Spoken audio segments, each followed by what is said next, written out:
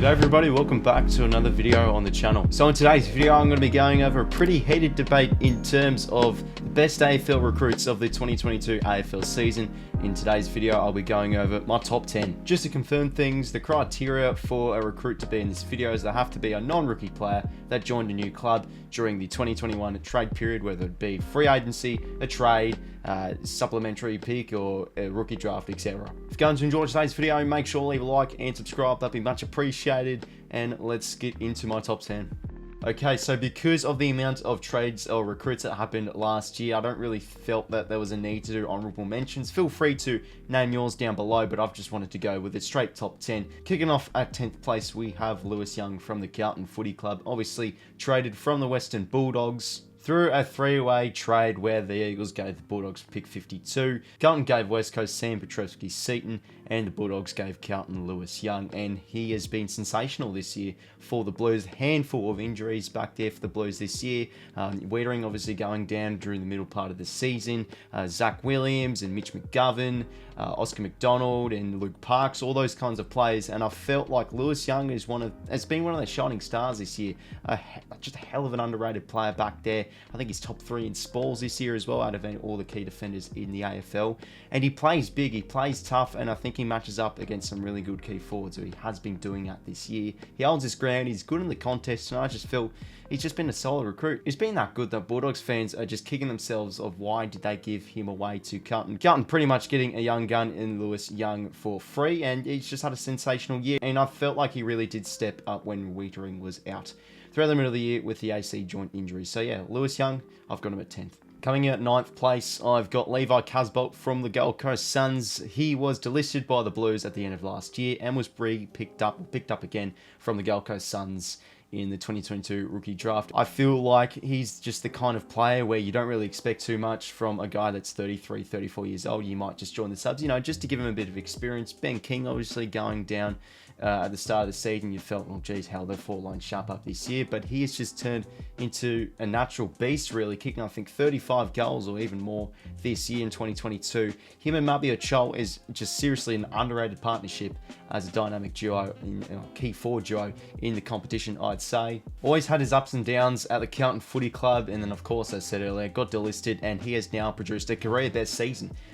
Like 2017 was his goal high season, 34, and he has absolutely smashed that. He's just found his home and found his place, and I feel like he can really keep on going. He is 32 years of age. He could seriously get him going for maybe 2 or 3 more years, maybe chipping away with another 30-goal season.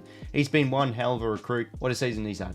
Moving on now into 8th position, I've gone with Patrick 𝗏𝐿𝐼𝐻𝐿𝐼 from the Collingwood Magpies. 𝗏𝐿𝐼𝐻𝐿𝐼 arriving at Collingwood from the Bulldogs in exchange for Collingwood's pick 43. And geez, has it been one hell of a recruit, pretty much getting them for absolutely nothing. And he's just added a whole nother dimension in Collingwood's midfield this year. And what a season the Pies have had. And he's been one of their shining lights in that midfield. I'm pretty sure his first 4 weeks he was getting a goal a game. He was absolutely sensational. Of course, expected to drop off a little bit, but he still had a sound season for the Magpies, averaging, I think, over 20 disposals a game, and might not be the marquee kind of player that will be part of Collingwood's midfield in the future, but he'll just be that solid depth player that can really bob up, hit the scoreboard, and add an extra dimension in Collingwood's midfield. He's had one hell of a year, and I've got him in 8th. In 7th place, I've got Jordan Clark from the Freo Footy Club. Arrived from Geelong alongside a 2022 4th round pick in exchange for pick 22 and the 2022 3rd round pick, future 3rd rounder.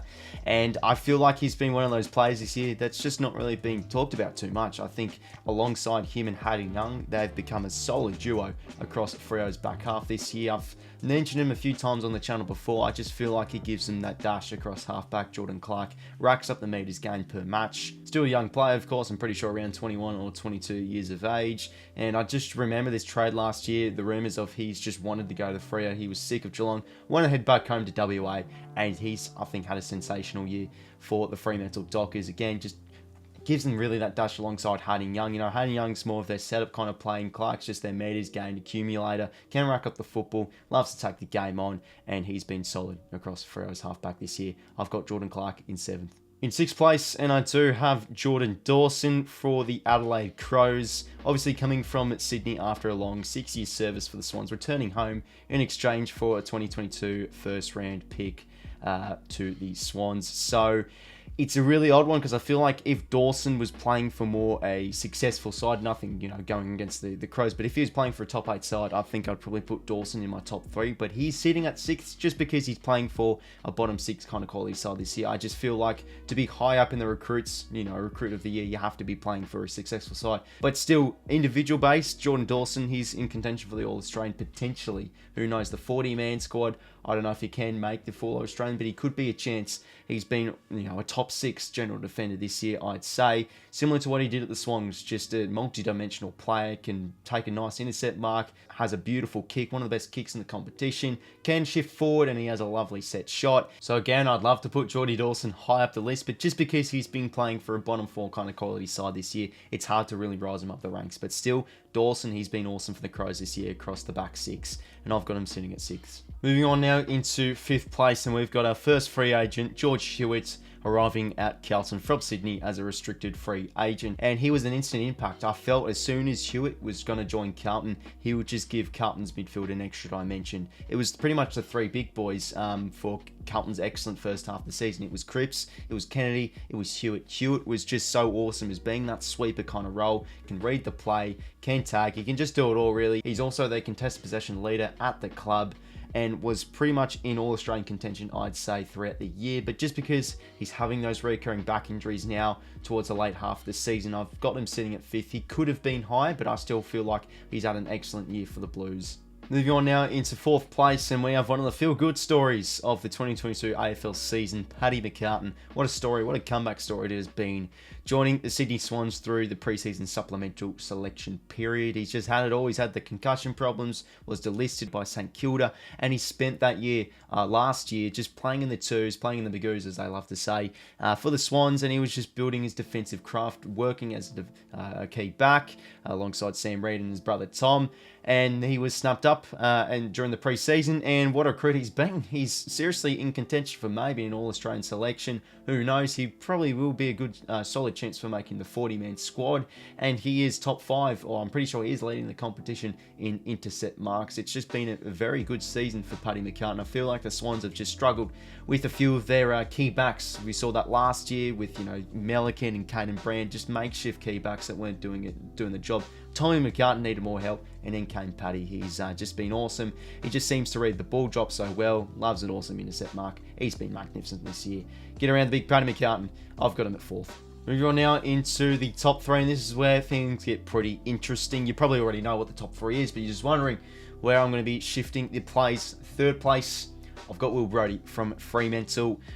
Pretty much, I think everyone knows, pretty much Gold Coast actually had to pay Fremantle to bring Brodie there. They pretty much had to give more to get rid of Brodie to Fremantle. Of course, Will Brodie, a high draft pick from a number of years ago, just wasn't getting the opportunity on the Gold Coast, and he comes across to Fremantle. They also get a pick 19, pick 61, pick 69 in exchange for a 2022 or future 2nd round and 4th pick, and he has just become an absolute boss in Fremantle's midfield. With 5 being out injured, they felt like they needed an extra kind of number in that midfield alongside Brayshaw and Sarong and Darcy Tucker and Akers running through there, and he is just a high impact player, Brodie. He only really gets around 70% time on ground, but just every time he's on the field, just goes hard for the football, wins it, clears it. He's just been sensational this year. His disposal averages quite well.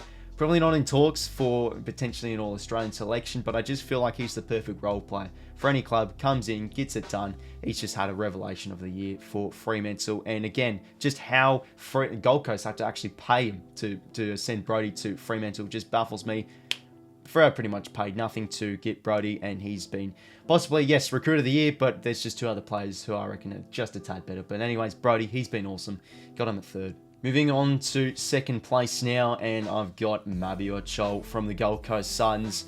Really close from being recruit of the year, but the thing is with 𝐻𝐿, it's because since he plays for a Gold Coast, since he plays for the Suns, not necessarily a Victorian side, I felt like if he played for a Victorian side, he would get a hell of a lot more recognition. But because he plays for the Suns, he's kind of under the radar. But anyways, he moved to the Suns from Richmond as an unrestricted free agent, and Richmond are probably just, kicking themselves letting go maybe 𝐴𝐷𝐿, you know, obviously it's acceptable. He couldn't get a game at Richmond, but just a change of environment can really help a player, bolster a player with the team needs. Obviously, 𝐵𝐸 being out, him and 𝐓𝐼𝐻𝐿𝐴 just ran rings around multiple defenders this year, and he's gone on to kick 40+ goals, which is just unheard of. You know, he's just a player that was a fringe 22 player, got the games, yeah, just, you know, sitting in and out of the 22 side. He's come in, and seriously, fair enough if you call him a recruit of the year. He's just been fantastic. Without 𝐵𝐸, you know, there hasn't really been too much high expectations on 𝐻𝐿𝐴 and 𝐶𝐬, but they've just blitzed their expectations. Just awesome. Just a hard aerial threat, really. Of course, a very composed set shot as well. So satisfying when he does kick the footy. He's kicking goals for fun this year. And it's interesting to see when 𝐵𝐸 comes back on the side how 𝐻𝐿𝐴, 𝐶𝐬, and also 𝐸 will line up. So yeah, 𝐶𝐬 is my second best recruit of the year. And now for my personal recruit of 2022. You probably already know who it is by the process of elimination. I've got Tyson Stengel from the Geelong Cats. It's just quite simple. This guy is, in my eyes, an All-Australian lock. Remember, this video has been recorded before the All-Australians announced. So if you're watching this for a month now, you're probably thinking, oh, he didn't make it. Why have you got the recruit of the year? But I personally feel like he is an All-Australian lock. He's been absolutely immense for the Cats this year. This guy was a delisted free agent. You know, he was just dropped from Adelaide. He used to play for the Tigers too. Played the 2021 season in the SANFL for Woodville West Torrens, and during the free agency, he was snapped up by Geelong. And this is the thing, Geelong are just so good at just picking those right recruits. They've just done that for so many years, and they've found an absolute gem in Tyson Stengel. Going on track, well, he's on track to kick, I think, 40+ goals this year, given the Cats just an extra dimension in that forward line. Last year, I think it was all about Close and Cameron and Hawkins a bit, but again, he's just given them an extra focal point in Geelong's forward line. He's not just necessarily a small forward, he just moves up the ground so well. Very unselfish play too, has a very accurate kick for goal when I watch him play, and all in general, his forward craft is just absolutely amazing. So simply for me, he's the recruit of the year because he looks to me an All-Australian small forward and was delisted at the end of the 2020 season, snapped up by Geelong, and he's had a fantastic year for the Catters, who are maybe on the verge of another premiership. Who knows? Tyson Stengel is my recruit of the year. So of course, everyone, it is quite a controversial topic talking about who do you reckon is the recruit of the year. So there is my top 10. Feel free to let me know what you think down in the comments below. Let me know where, you know, would you gone with someone else in the #1 spot? Would you shift a few things around? It is, of course, a controversial topic, so I'd love to hear your fellas' thoughts down in the comments below. So anyways, fellas, that is the end of today's video. Make sure to leave a like and subscribe. That'd be much appreciated. Stay tuned on the channel, of course. 2 rounds to go at the time of recording this video.